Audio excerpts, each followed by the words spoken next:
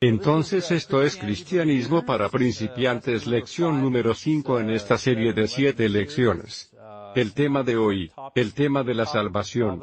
Y ya he mencionado que este es un grupo especial de lecciones para introducir la religión cristiana a aquellos que pueden no estar familiarizados con ella. Y también para aquellos que solo quieren un curso de actualización sobre las cosas básicas del cristianismo. Hasta ahora en nuestras series hemos discutido, número 1, la creencia en Dios, en otras palabras, el por qué los cristianos creen en Dios. La segunda lección, la religión cristiana en sí. Comparamos la religión cristiana con otras religiones del mundo para ver cómo fue diferente, cuáles fueron las ventajas de la religión cristiana en comparación al budismo, por ejemplo, o el Islam. Luego estudiamos la historia y la escritura de la Biblia en sí. Cómo obtuvimos la Biblia, cómo vino a nosotros. Y algunas de las razones por las que creemos que la Biblia está inspirada en Dios. Y después la última vez estudiamos la persona de Jesucristo, quién es Jesucristo de acuerdo a lo que la Biblia dice sobre él. En nuestra lección de hoy vamos a hablar sobre el tema de la salvación. La cuestión más importante en la Biblia hablado por Jesús y claro, por la religión cristiana. Ahora, primero que nada, necesitamos darnos cuenta que cada religión tiene una idea de la salvación. Eso no es único del cristianismo. Usualmente la salvación, cual sea la religión a la que mires, usualmente se refiere a algún estado alterado o mejorado de estar en esta vida o una nueva existencia de algún tipo después de la muerte. Cada religión, hemos aprendido, tiene un nombre diferente para la salvación. Por ejemplo, los taoístas lo llamaron balance. Encontrar el balance entre el yin y el yang. Ese es el último estado del ser. Los budistas se refieren a la salvación como el nirvana. Los hindúes lo llaman moksha. El Islam habla del paraíso. Así que no importa cómo lo llamen otras religiones, o describan su experiencia, sin embargo, todas ellas comparten el camino similar a su propio concepto de salvación. Cada religión tiene una manera de llegar a esa salvación, cada una de ellas las tiene. El punto que estoy haciendo es el mismo camino para todas estas otras religiones. En todas las religiones a excepción del cristianismo, la salvación se logra por algún tipo de esfuerzo humano. Por ejemplo, el budismo requiere la meditación y el entendimiento, el sacrificio, para poder alcanzar su meta salvadora. El Islam exige que su lealtad, práctica y mantener los 5 ejercicios espirituales, los 5 pilares, hemos hablado sobre eso, si desean llegar al paraíso. Entonces estos son solo 2 ejemplos, pero todas las religiones, aparte del cristianismo, exigen alguna forma de moral o ley religiosa, para ser digno o aceptable de un poder más alto y así ser salvado. Esa es una cosa que todas las religiones, excepto el cristianismo, comparten. Entonces la premisa básica siempre es la misma de religión en religión. La humanidad tiene defectos y está sujeta a la muerte. Dios o un poder mayor o una fuerza mayor, de alguna especie provee el conocimiento, y el método para mejorar esta condición de defectos, y finalmente escapar de la muerte de alguna forma. Ese conocimiento y método es mediado por líderes religiosos quienes enseñan, y mantienen la disciplina espiritual para tarde o temprano ser salvado. De nuevo, la salvación tiene diferentes nombres dependiendo de la religión.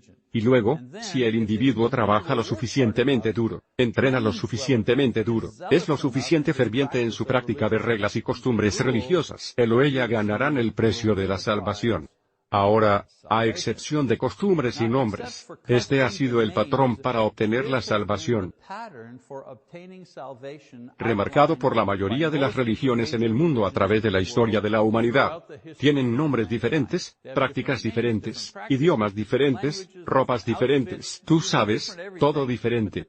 Pero el patrón es siempre el mismo. La manera en lograr la salvación, como sea que la llames, siempre es la misma en todas estas religiones. La idea y el enfoque del cristianismo a la salvación, sin embargo, es completamente diferente. Y eso es de lo que queremos hablar esta noche. Entonces hablemos sobre el cristianismo ahora y la cuestión de la salvación, el problema primero que todo. El cristianismo comienza con la misma premisa con respecto a la condición general de la humanidad, que tienen otras religiones. Los seres humanos teniendo defectos, están sujetos al fracaso moral y al sufrimiento físico, y por último, la muerte. La Biblia, la cual revela la visión del cristianismo de la salvación humana, enseña que la fuente de esta condición es la pecaminosidad de la humanidad. Pablo, por ejemplo, el apóstol, resume esta idea en su epístola a los Romanos cuando él dice: pues todos han pecado, y están privados de la gloria de Dios. Ahí en un versículo resume la condición del hombre. Y luego él declara cuáles son las consecuencias de esta pecaminosidad. En Romanos 6:23 dice: porque la paga del pecado es muerte. ¿Qué causa la muerte? El pecado, la pecaminosidad.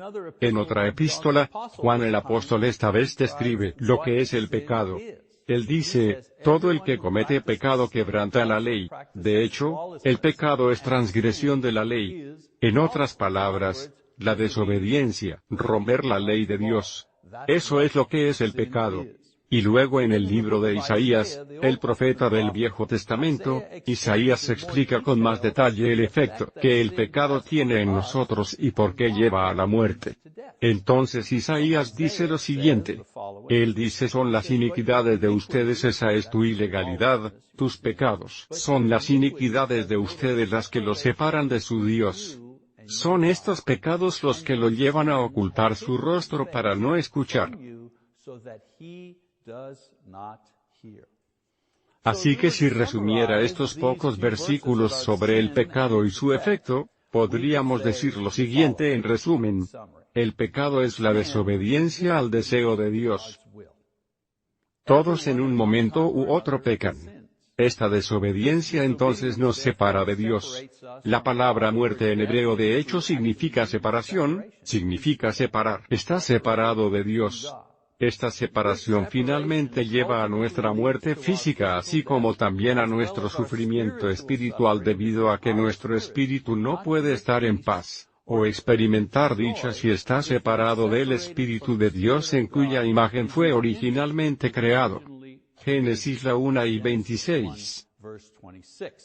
Entonces quiero darles una especie de ejemplo visual de este fenómeno de separación y pecado y su efecto. Y para esto necesito un apoyo aquí. Entonces digamos por el bien del argumento que esta planta es Dios y su gente. Dios es el tallo principal y la gente son las hojas que están unidas al tallo principal. Ahora sabemos que siempre y cuando las hojas estén unidas a la planta, están vivas y producen más hojas y producen flores, etc. Sin embargo, si tomara un par de tijeras y cortara una de las hojas de esta bonita y encantadora planta aquí, ¿qué sucedería? Bueno, miraría estas hojas y diría: bueno, esta hoja aquí se mira exactamente igual que esta hoja. Es verde, tiene olor, está húmeda, incluso puedo sentir la humedad del tallo. ¿Pero qué es en realidad? Bueno, sabemos que después de un cierto período de tiempo, esta hoja aquí comenzará a descomponerse.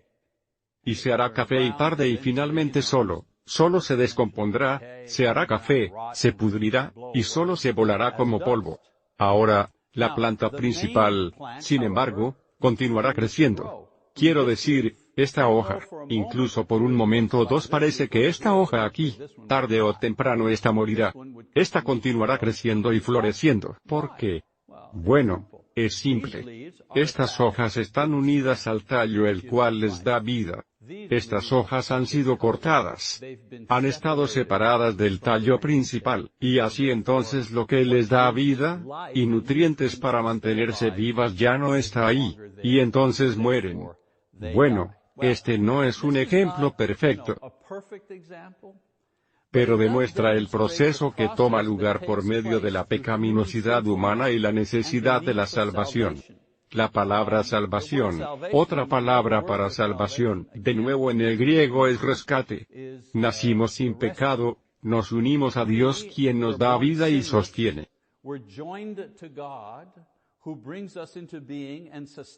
Nuestras vidas físicas y espirituales porque estamos unidos a Él. Tarde o temprano pecamos. Desobedecemos sus mandamientos y sus leyes respecto al comportamiento moral y espiritual. Y al hacer esto nos separamos de Él, justo como si corto esa hoja del tallo principal, hacemos eso cuando pecamos. Nos separamos de Él. Y al hacer eso nos hacernos sujetos de más descomposición moral, muerte física, y una separación espiritual de Dios después de la muerte.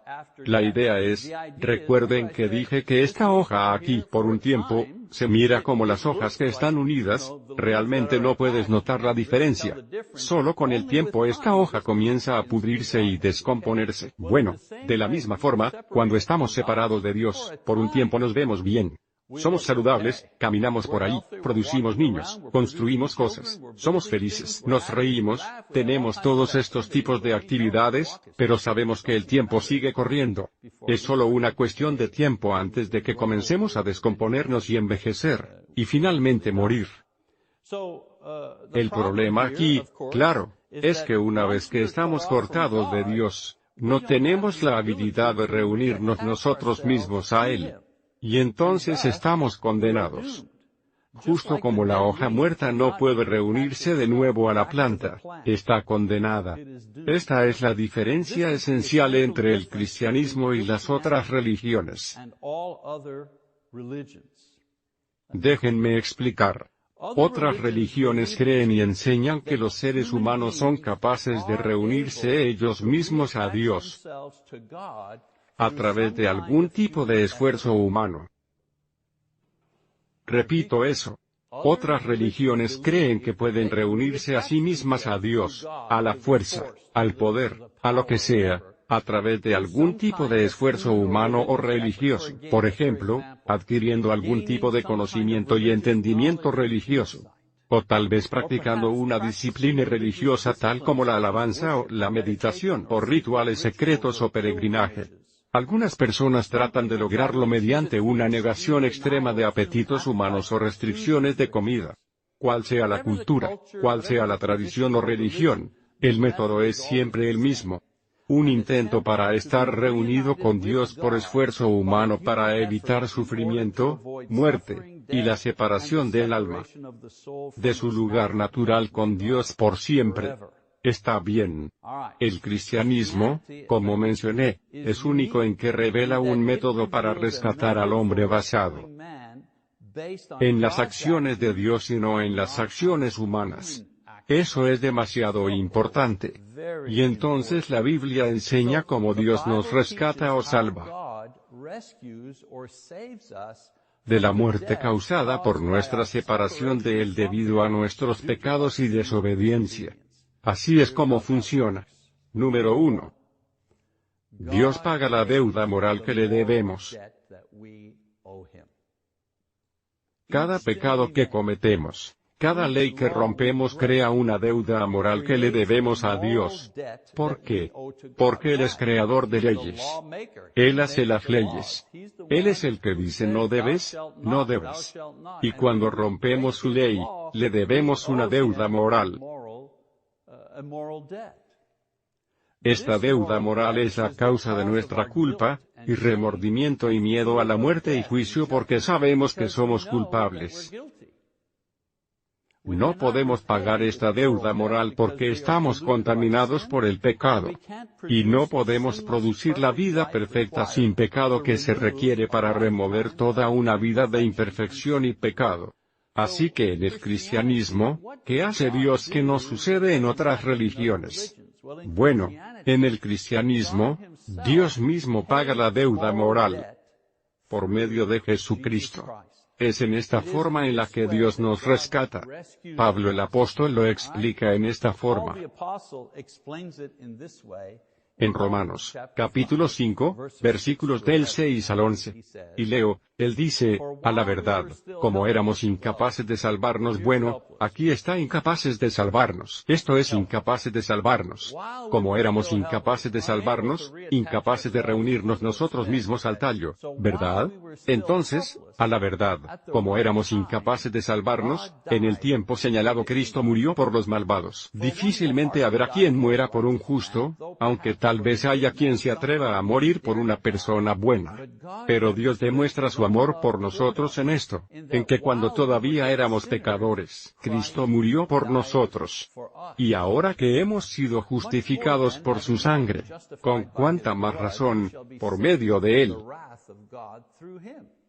Porque si, cuando éramos enemigos de Dios, fuimos reconciliados con Él mediante la muerte de su Hijo, con cuánta más razón, habiendo sido reconciliados, seremos salvados por su vida. Y no solo esto, sino que también nos regocijamos en Dios por nuestro Señor Jesucristo, pues gracias a Él ya hemos recibido la reconciliación.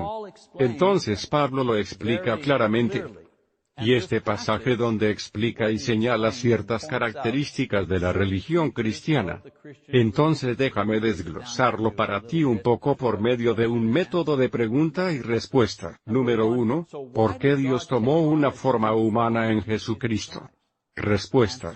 Solo una vida perfecta podría ser ofrecida para la deuda moral del hombre. Y solo Dios en la forma del hombre podría lograr esta vida perfecta. No puedes ofrecer una vida pecaminosa imperfecta para pagar por los pecados de una vida pecaminosa imperfecta. No funciona. Tienes que tener una vida perfecta para sustituir una vida imperfecta, para pagar por esas deudas. Y solo Dios en la forma de hombre podría vivir una vida perfecta. Otra pregunta. ¿Por qué Jesús tiene que morir para obtener este perdón por la deuda moral del hombre? Respuesta. La deuda, o la muerte, era requerida porque de acuerdo con las leyes espirituales de Dios, la pecaminosidad humana solo podía expiada mediante la muerte. Esa es la única forma en la que puedes expiar el pecado. Alguien dice, ¿por qué? ¿A quién se le ocurrió eso? A Dios. Esa es su ley espiritual. ¿Dónde vemos eso? Bueno, leamos Hebreos las 9:22. Dice, de hecho, la ley exige que casi todo sea purificado con sangre, pues sin derramamiento de sangre no hay perdón. Eso no es una ley física. No es como una ley científica como la gravedad o algo así. Es una ley espiritual. No fue creada por seres humanos. Dios hizo esta ley.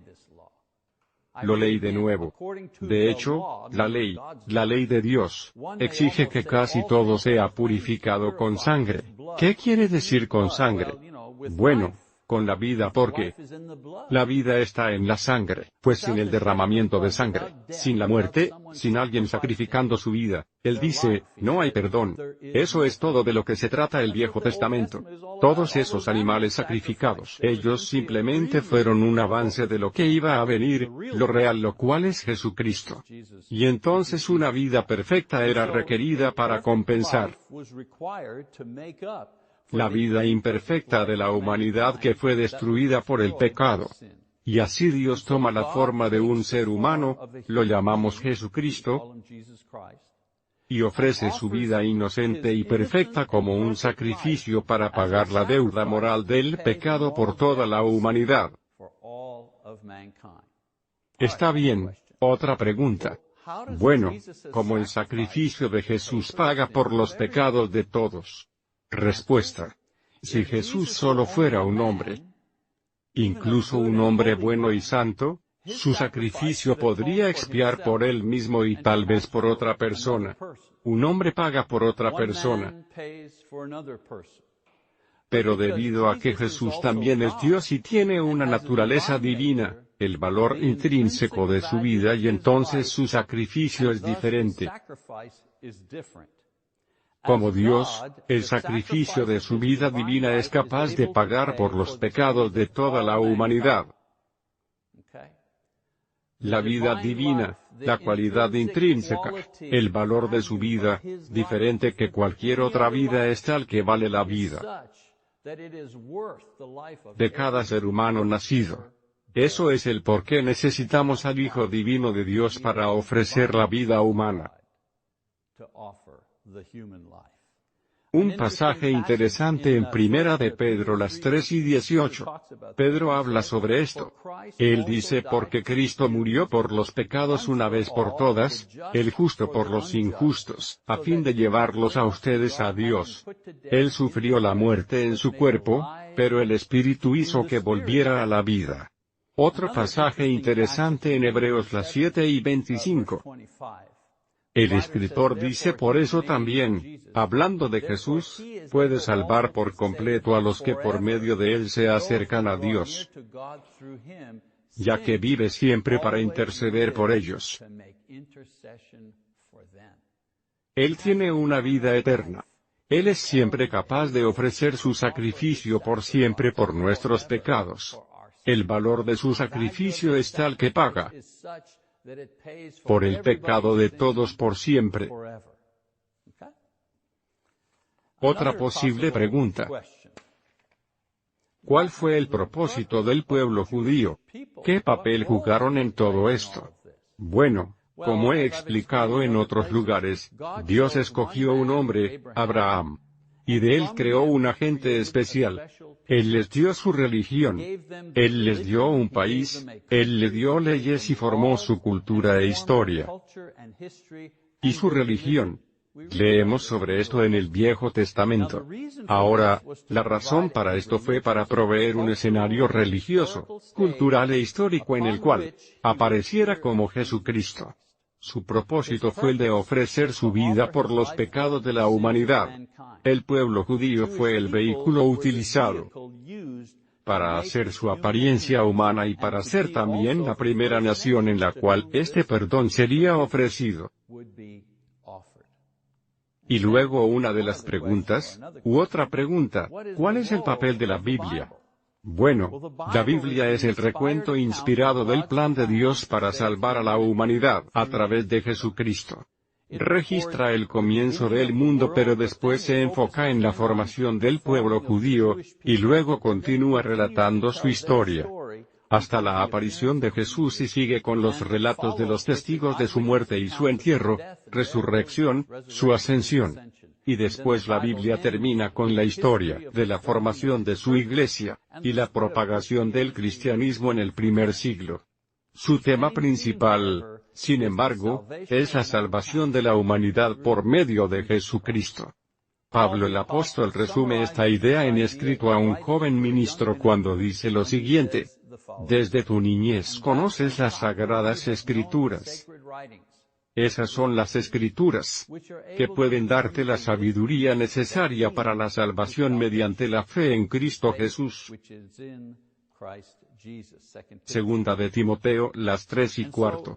Y así el cristianismo presenta una forma única de tratar con las consecuencias de la debilidad humana y el fracaso moral, no por esfuerzo humano y práctica religiosa o intentos para lograr la perfección moral. Pero Dios se ofrece a sí mismo a través de Jesucristo, como un pago por la muerte de nuestros pecados. Ahora, en el cristianismo Dios nos rescata de la muerte, de la separación, de la condena.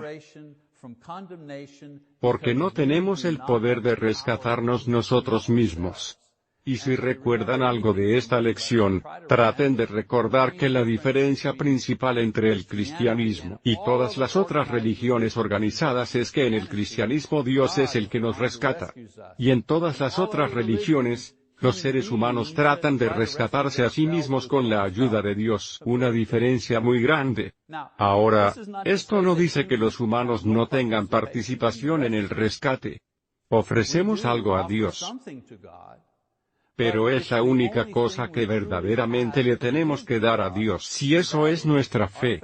Es la única cosa que nos pertenece que tenemos que ofrecer. Todo lo demás nos lo da Dios. Pero nosotros poseemos nuestra fe. Poseemos el sí o el no. Poseemos la habilidad de decirle sí a Dios, yo creo, o no a Dios, no creo. Eso es de nosotros para dar.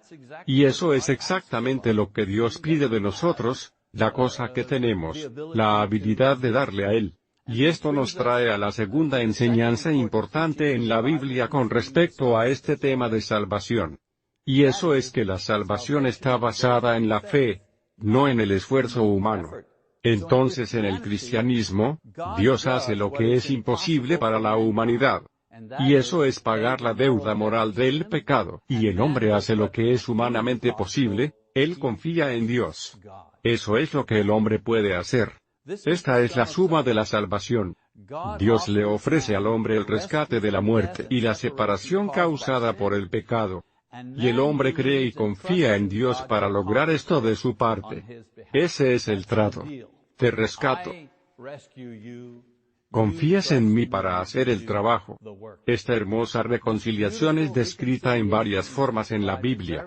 Por ejemplo, en Romanos 5:2.1 Pablo dice, en consecuencia, ya que hemos sido justificados mediante la fe, ese término justificado significa hacer lo correcto, significa hacer bien, hacer aceptable, perdonado, significan todas esas cosas. En consecuencia, ya que hemos sido justificados mediante la fe, tenemos paz con Dios por medio de nuestro Señor Jesucristo. En otro lugar, en Juan, capítulo 3, versículo 16, porque tanto amó Dios al mundo que dio a su Hijo unigénito, para que todo el que cree en Él no se pierda, sino que tenga vida eterna. Si regresara a mi ejemplo de la separación con la planta utilizada anteriormente en esta lección, en el cristianismo es como si Dios tomara la rama cortada y la reuniera de vuelta a Él mismo. Y sabemos esto, gente que planta, y nuestro pequeño ejemplo de la planta aquí, miras en esa rama ahí, esa pequeña cosa café, la gente hace esto con las plantas y árboles dañados todo el tiempo. Se llama injertar, ¿verdad? Cortan un trozo y reúnen las ramas dañadas de la hoja o algo así, y lo sostienen en su lugar con un tipo de envoltura. De la misma forma Dios nos injerta de regreso a Él mismo, y el elemento que nos sostiene en nuestro lugar, por así decirlo, es la fe. La fe es lo que nos sostiene, y nos injerta de vuelta a la vida de Dios, la persona de Dios. Esta es la doctrina clave de la religión cristiana. La salvación por fe mediante la gracia. En otras palabras, debido a la generosidad de Dios, su gracia, Él nos ofrece salvación, rescate, basada en nuestra fe en Jesucristo, y no basada en bien personal o esfuerzo humano. Pablo el apóstol lo dice de esta manera. Pero ahora, sin la mediación de la ley, se ha manifestado la justicia de Dios, de la que dan testimonio la ley y los profetas. Esta justicia de Dios llega, mediante la fe en Jesucristo, a todos los que creen. De hecho, no hay distinción.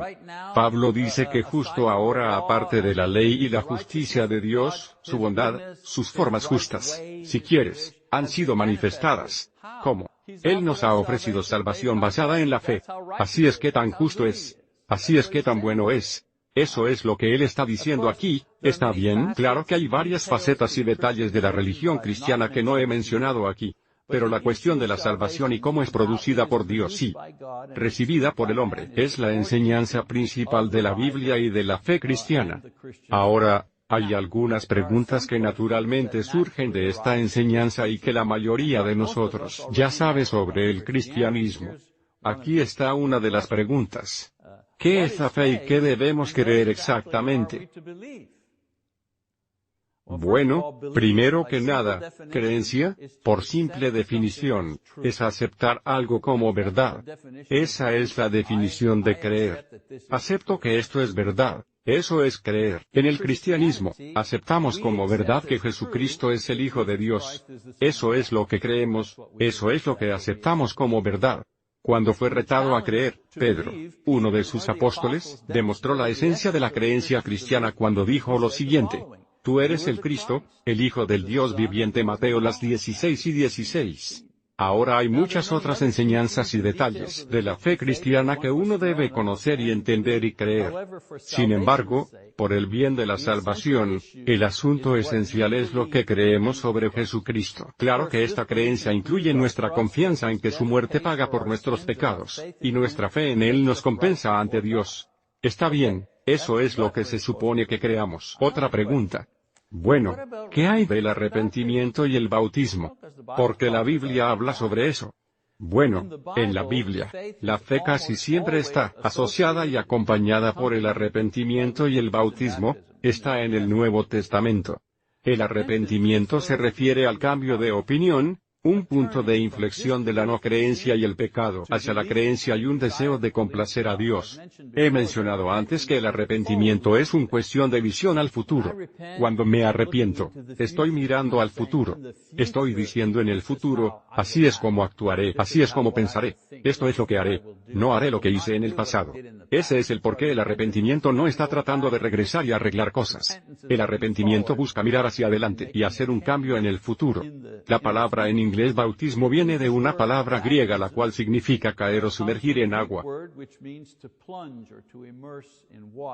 Y entonces en la Biblia aquellos que creyeron en Jesús expresaron esa creencia o esa fe por medio del arrepentimiento, esa decisión de cambiar su actitud y el bautismo, inmersión en agua.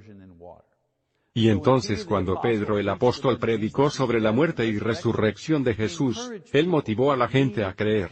Y cuando ellos le respondieron y le preguntaron cómo iban a hacer esto fue lo que les dijo: arrepiéntase y bautícese cada uno de ustedes en el nombre de Jesucristo para perdón de sus pecados, y recibirán el don del Espíritu Santo.